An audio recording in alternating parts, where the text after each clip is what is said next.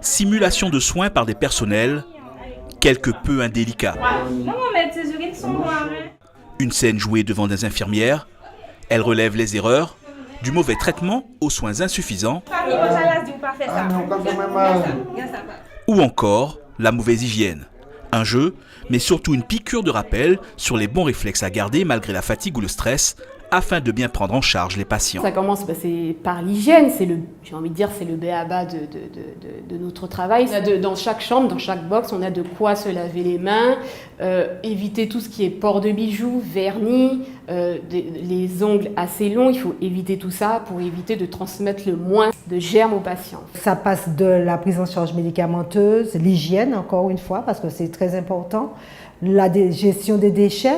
Par exemple, dans la première chambre, il y avait un pot au PCT qui était complètement rempli. Ça, c'est pas bon. C'est un risque d'accident pour l'infirmière qui va vouloir déposer quelque chose et qui va se piquer.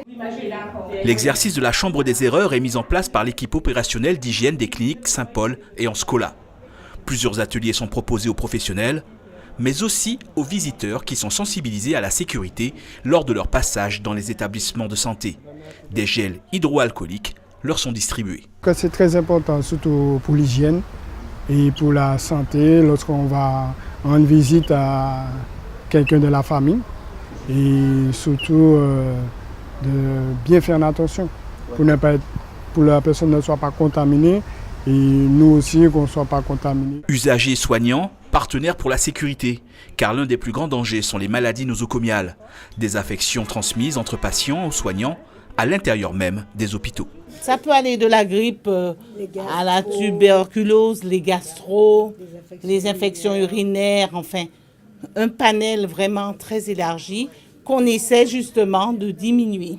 Le danger, c'est de ramener des maladies à ses enfants, à ses proches, à son entourage et provoqué par une multitude de maladies sur une multitude de personnes. Difficile de dire combien de personnes ont développé des maladies nosocomiales en Martinique.